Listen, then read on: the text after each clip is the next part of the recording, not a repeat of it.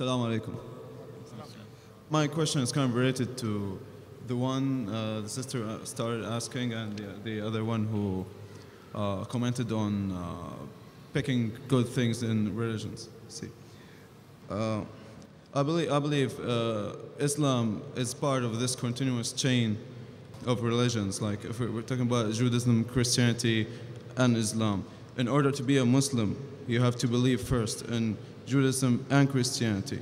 My question is, like the similarities and the crucifixion of the Christ, like let me say the Islamic story about the crucifixion of the Christ, in other words, and I believe that it's, once this issue is clarified, we'll have no more major differences, like gaps will just turn off.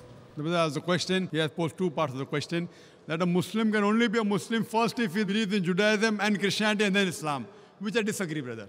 Allah says in the Quran in Surah Al-Imran, chapter number 3, verse number 19, Inna dina indallah al-Islam. The only religion acceptable in the sight of Allah is Islam. So what Moses, peace be upon him, preached was nothing but Islam. He never preached Judaism.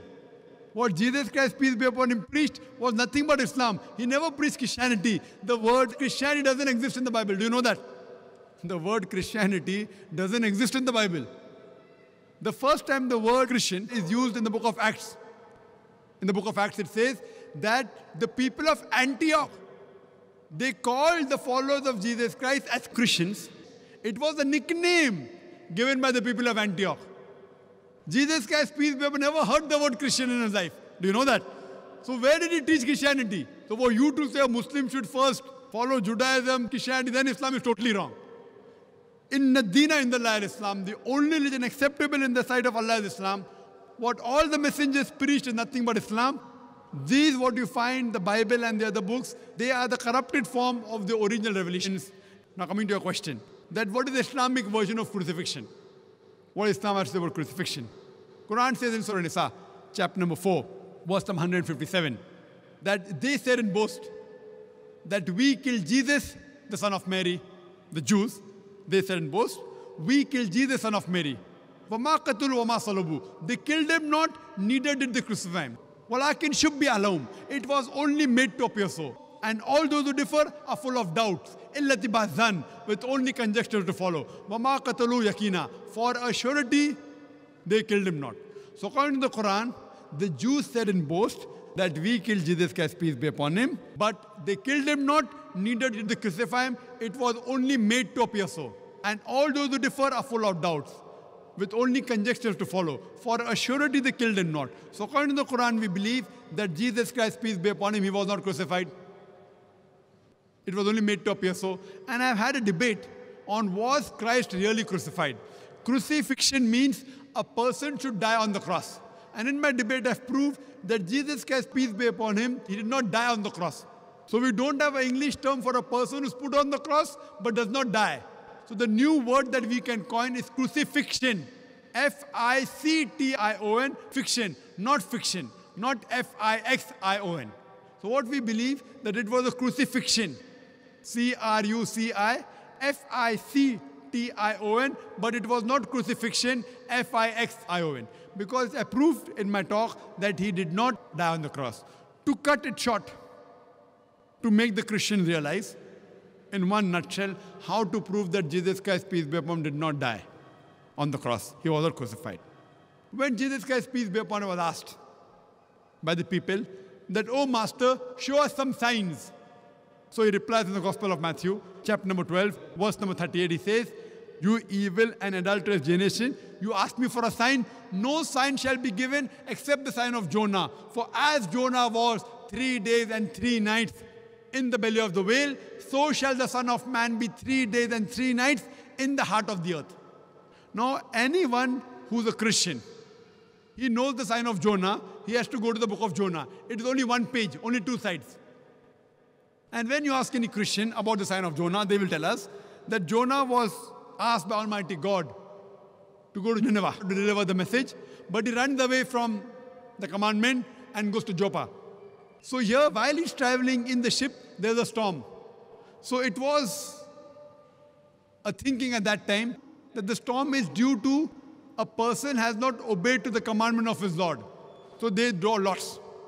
So Jonah, peace be upon him, he volunteers and says, I have run away from the commandment. At that time, it was a thinking that if they throw the person overboard in the sea would become calm. So they take Jonah and they throw him overboard. Now when they throw Jonah overboard, was he dead or alive? Was he dead or alive? He was alive. When he goes in the sea, normally in a raging sea, in a storm, a human being ought to die. But Jonah does not die. Peace be upon him. He is alive. A fish comes and gobbles him up. When the fish gobbles him up, was Jonah dead or alive? He was alive.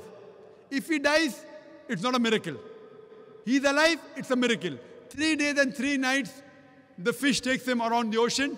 The man ought to die because of suffocation. He does not die. It's a miracle. The fish vomits him out on the shore. He ought to die. He does not die. It's a miracle of a miracle of a miracle of a miracle. He's thrown overboard. He does not die. A fish comes and gobbles him up. He does not die. 3 days and 3 nights, he roams in the belly of the fish. He does not die. He's vomited out. He does not die. A miracle of a miracle of a miracle. So Jesus Christ, peace be upon him, said that as Jonah was 3 days and 3 nights in the belly of the whale, so shall the Son of Man be 3 days and 3 nights in the heart of the earth. Now when you ask a Christian, Jesus Christ, peace be upon him, in the sepulchre, in his grave, for 3 days and 3 nights, was he dead or alive? Was he dead or alive? The Christians tell us he was dead. But then there's a contradiction. For him to fulfill the prophecy of the sign of Jonah, he has to be alive.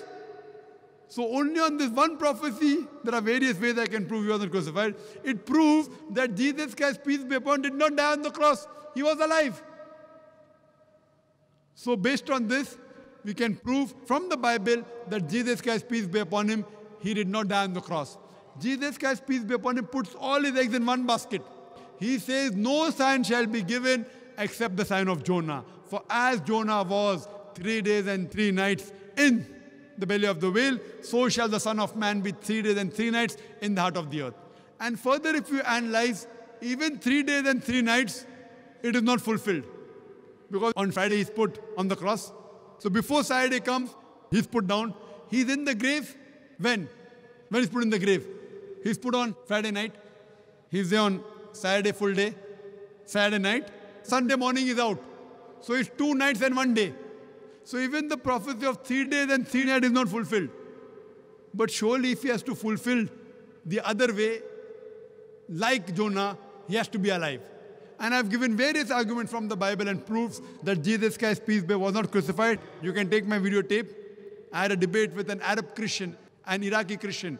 Was Christ really crucified? And I proved there that he was not crucified, he was raised up alive. Hope that answers the question.